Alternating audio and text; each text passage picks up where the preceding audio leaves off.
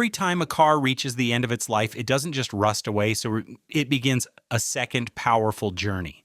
That old sedan, that SUV gathering dust in a junkyard, can be reborn as brand new steel, the backbone of bridges, buildings, and even the next generation of cars. Today, we're diving into how millions of vintage, wrecked, or simply retired cars get recycled into fresh, high-quality steel. It's a massive industrial ballet, and the scale is mind-blowing. It all begins at the end-of-life vehicle stage.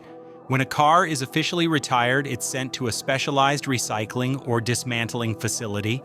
The first step here is critical: depollution. Workers drain all the hazardous fluids, gasoline, oil, coolant, brake fluid, transmission fluid, because these liquids are toxic and can't be dumped into the environment. Next, reusable parts are carefully removed.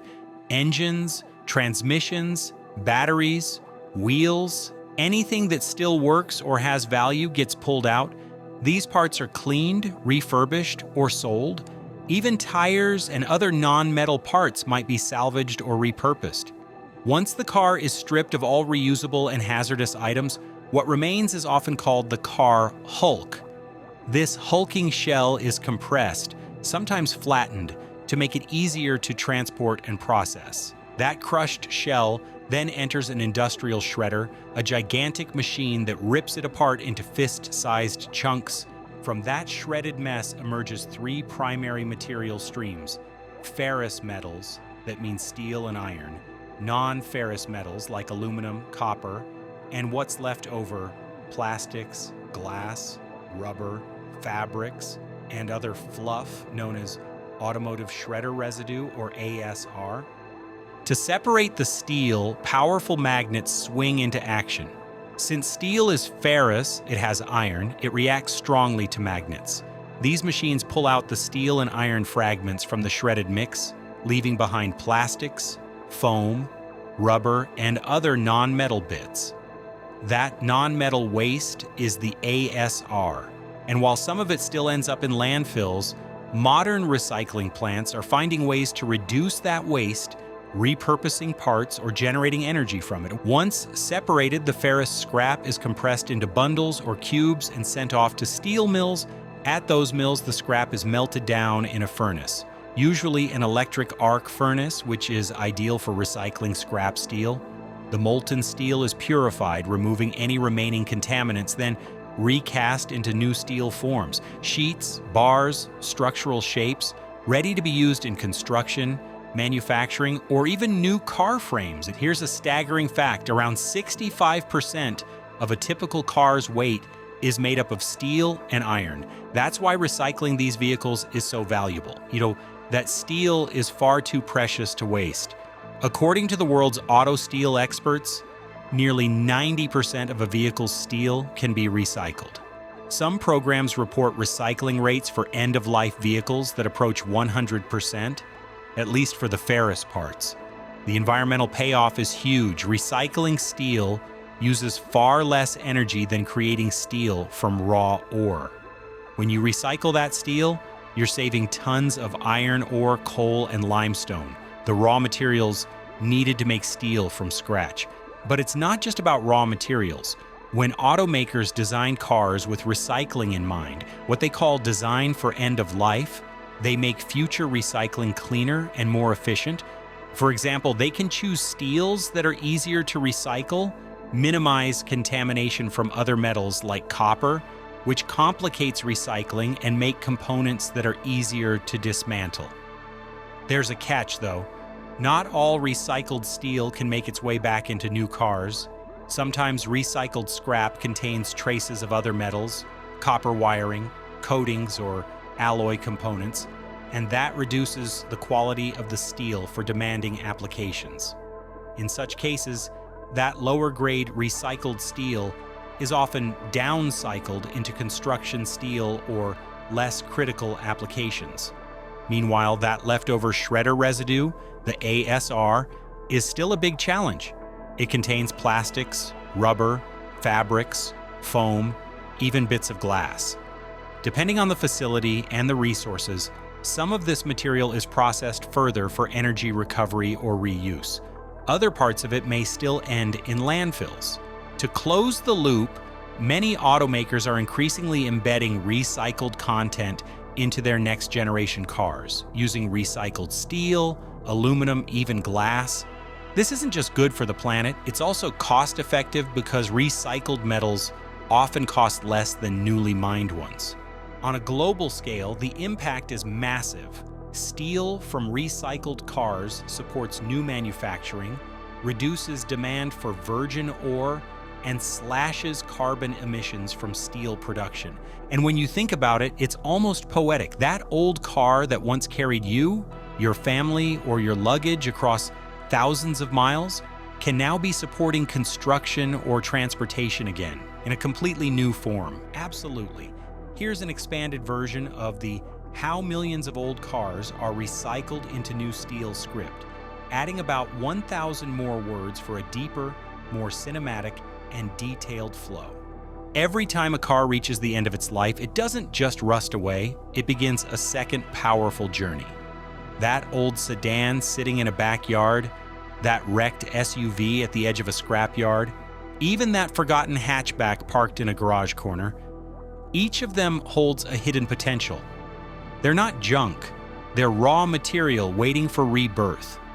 In today's industrial world, millions of these vehicles are recycled every year, fueling one of the most efficient metal recovery operations on Earth and ultimately becoming brand new steel for bridges, buildings, and the next generation of cars.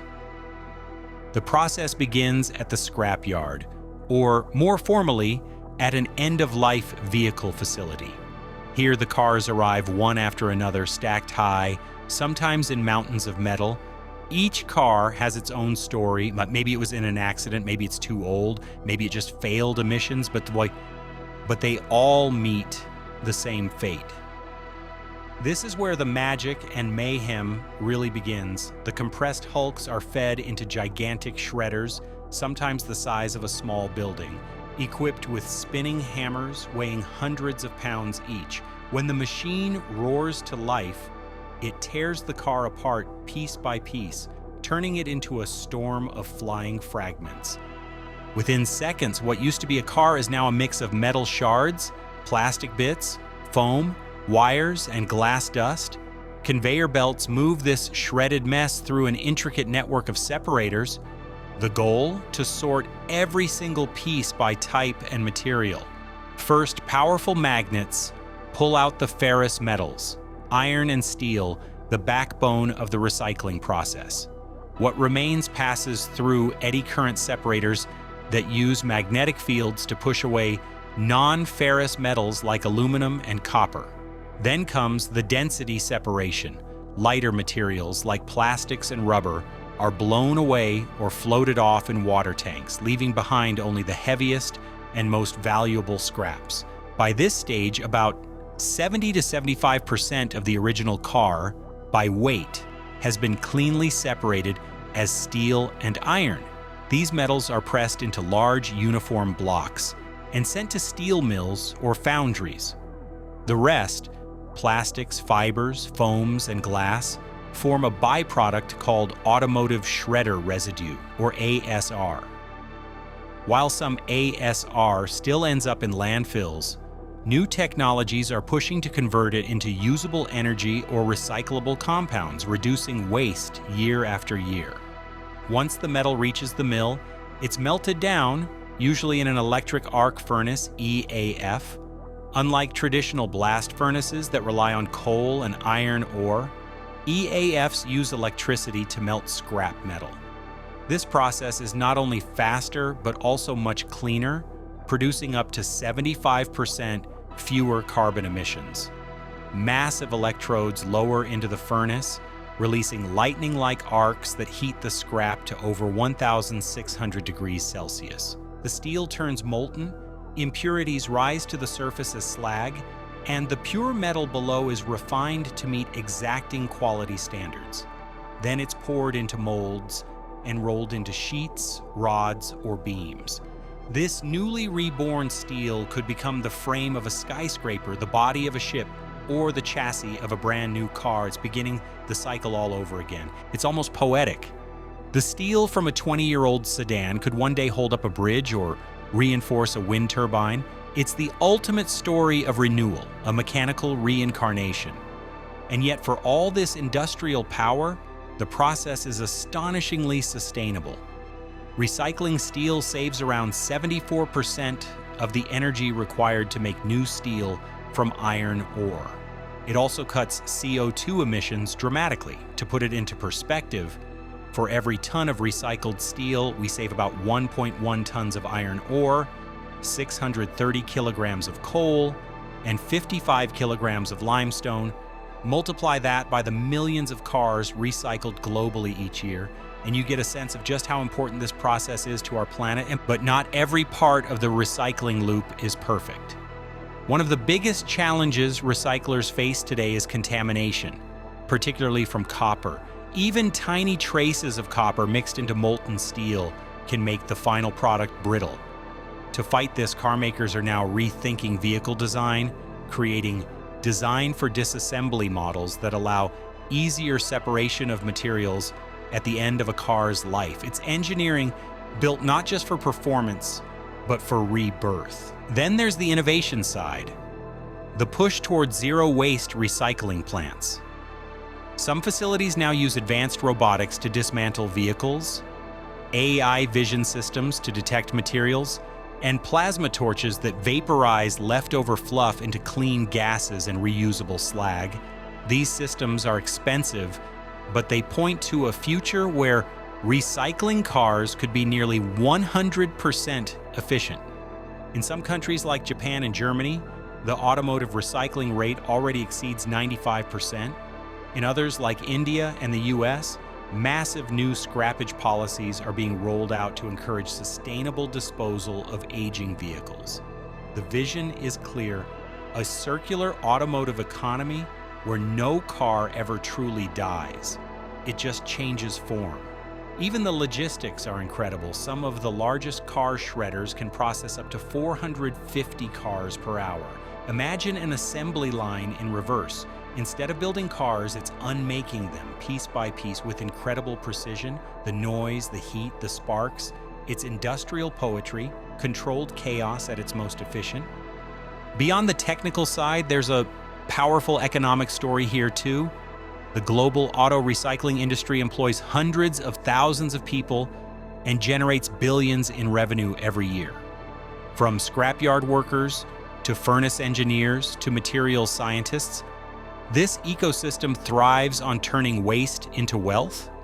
And it doesn't just keep old cars out of landfills, it ensures that valuable metals stay in circulation indefinitely.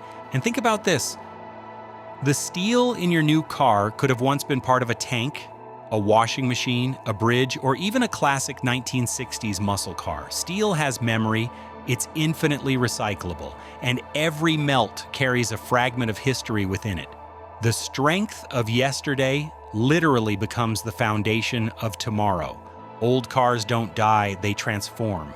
And that transformation is one of humanity's most efficient, sustainable, and fascinating achievements. So the next time you see a junked car in a salvage yard or learn about a car being scrapped, remember, it's not just waste, it's a giant steel-making resource. That scrap isn't going to landfill, it's going back to the furnace, being melted, purified, and remade. The car recycling line isn't just turning old cars into metal, it's turning them into the future. If you found this breakdown fascinating, make sure to hit like, subscribe, and ring the bell, because there's so much more going on behind the scenes that most of us never think about. Drop a comment below. What do you think should be done with that leftover fluff from shredding? Should we keep finding new uses for it or focus more on reducing it? Thanks for watching, and I'll catch you in the next one.